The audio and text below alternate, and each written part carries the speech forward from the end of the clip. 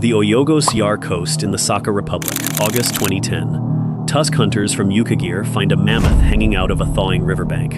In March 2019, a team at Kindai University put cell nuclei from that carcass into living mouse eggs. The story that traveled says the cells survived the ice alive, and a herd is 1 decade of engineering away. Mouse proteins gathered around some of them. A few started the scaffolding a cell builds before it splits. Not one split. No animal in this video came back. The paper is open access. Its authors wrote that full activation of the nuclei for cleavage was not confirmed. 2 years earlier, George Church had put a hybrid embryo a couple of years away. 9 years later, the company he co-founded says 2 years again. Right now, your feed is running Colossal's photograph of a mouse with pale gold fur under the word mammoth. What nobody printed next to it is how many of the 1.4 million differences that mouse actually closed. Does a species come back when 8 of its differences close? August 2010. Tusk hunters working the eroding permafrost for ivory found a mammoth on the Oyogos Yar coast, near the Kondratievo River in northeastern Siberia. They named her Yuca, after the village of Yuca, a juvenile female 4 meters above the beach, hanging out of a north-facing bank. Hair still on her, foot pads intact. She had been dead about 28,000 years, and her species would go on another 24,000 without her. Yamagata and colleagues published in Scientific Reports on the 11th of March 2019. The method was direct. They recovered nucleus-like structures from Yuca's muscle tissue, injected them into living mouse egg cells, and watched. Some of the transferred nuclei pulled mouse proteins around themselves. In a few, spindle structures began to assemble. The scaffolding a cell builds before it splits in two. Histones went in. Partial nuclear formation occurred. No cell divided. The paper states that full activation of the nuclei for cleavage was not confirmed. That sentence sits in the abstract of the paper. The headlines that week were reporting on. The proteins doing the work came from the mouse egg. The permafrost had held the shape of those cells well enough that a laboratory could find nuclei and move them. The structure survived. Nothing inside it started working. There is an older claim, and it is the one most people are actually carrying. Semyon Grigoriev's group in Yakutsk announced living mammoth cells in 2012 and liquid mammoth blood in 2013, both through the press. The carcass has been written up since. The living cells have not. More than a decade on, no second laboratory has reported the same thing. Underneath all of it sits a physical limit. DNA in permafrost usually does not survive as intact chromosomes. It breaks into short strands, thousands of fragments where a chromosome used to be, and the sequence gets assembled by comparing those fragments against a living elephant genome. The reference animal is doing part of the reading. There is one exception on the record. In July 2024, in Cell, a team led from Baylor College of Medicine and the University of Copenhagen reported a mammoth that died 52,000 years ago and freeze-dried fast enough to lock its chromosomes in a glass-like state. Out of a piece of that skin, they assembled 28 chromosome-length scaffolds without needing the elephant as a reference. Chromosome territories. Loops. A bar body still sitting where it was. Thomas Gilbert, one of the corresponding authors, said the result had obvious consequences for de-extinction. It is the best preserved mammoth genome anyone has recovered, and it came out of dried skin. The most advanced result on the mammoth line arrived in March 2025.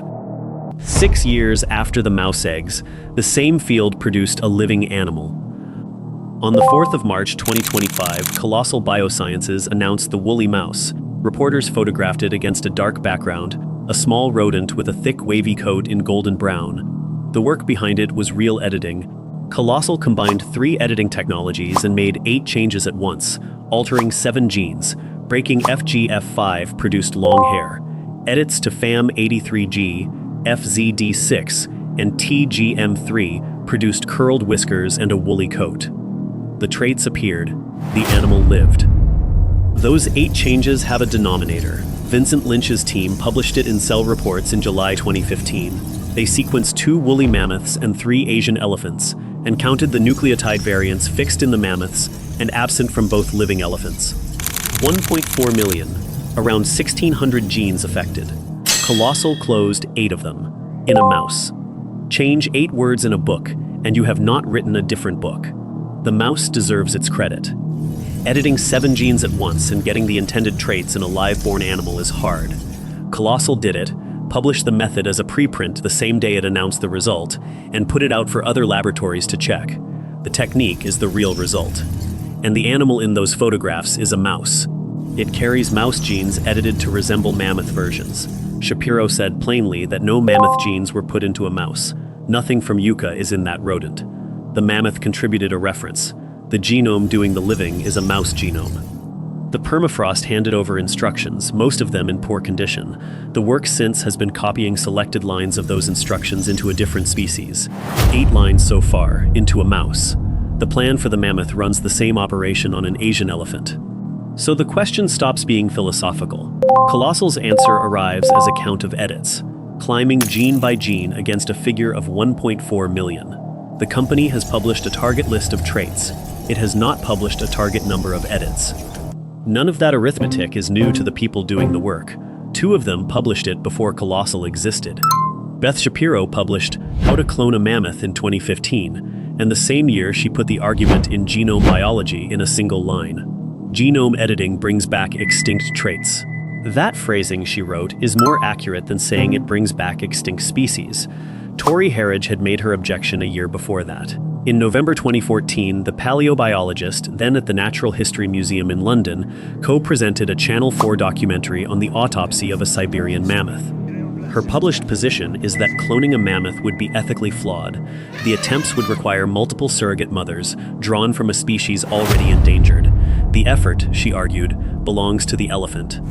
Neither she nor Shapiro said the work is impossible. The objection to all of this has an obvious form. Taxonomists fight about names for a living, and an animal that walks out of the barn shaggy and cold-tolerant does a mammoth's job whatever the label says. The label tracks a real difference in what the project can deliver. An Asian elephant with edited genes is born from an Asian elephant, gestates in an Asian elephant, and inherits an Asian elephant genome at every site nobody edited. 8 against 1.4 million. Shapiro made her argument in a journal. Church had made his from a podium 2 years earlier, and there is a date on it. February 2017, ahead of the ALIS meeting in Boston. Church described the goal in his own words. It would be more like an elephant with a number of mammoth traits. Then he named the next step. Our aim is to produce a hybrid elephant-mammoth embryo. A couple of years out. A living animal, his team said, would take many years past that. The Guardian ran the story on the 16th of February 2017, under Hannah Devlin's byline. The framing was resurrection. Within the week, the geneticist Matthew Cobb had disputed that framing publicly, and the Guardian added critical comment to the piece. The word resurrection was the newspaper's. Church's own sentence had the qualification in it already.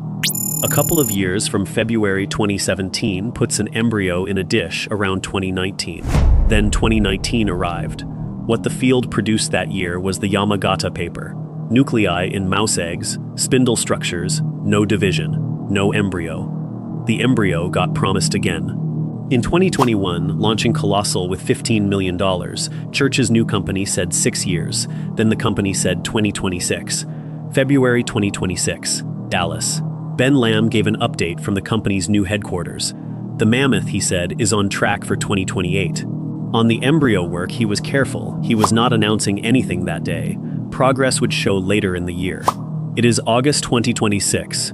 There is still no published mammoth elephant embryo, and the delivery route is untested.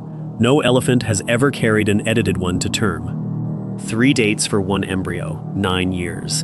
Church described an elephant with mammoth traits in 2017. Colossal describes an elephant with mammoth traits now. Does that mean the first version was dishonest? Not necessarily. Church was describing a research goal with no company attached to it.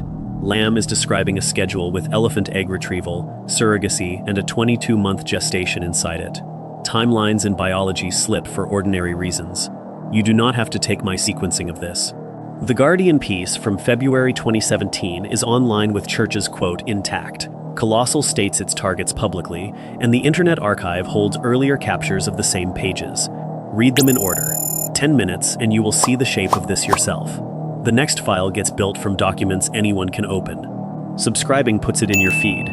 Shapiro published her objection in 2015. She is now the chief science officer at Colossal. The edits are the slow number. Here is the fast one. Colossal was worth under $2 billion in 2023. A $320 million round took it past $10 billion, the first Texas startup to get there. By July 2026, it was reported to be raising again, at $20 billion or more. Count the edits over the same stretch. 8 in a mouse. And there is no single mammoth genome to edit toward. Colossal has said its trait targets came from 59 woolly, Columbian, and steppe mammoth genomes. The oldest of those animals died more than 1 million years before the youngest. More than 1 million years of variation across 3 species, feeding one target list. Somebody has to choose from that spread. Colossal chose 10 genes compatible with expression in a mouse and edited 7 of them: hair and fat. The company picks which differences matter, and that selection is the animal. The mainland populations were gone by roughly 10,500 years ago. 2 island groups outlasted them, and the one on Wrangel lasted longest. Rising sea cut the island off from the Siberian coast, and mammoths were still alive there around 4,000 years ago. Vartanian, Garut, and Scher published that in Nature in 1993.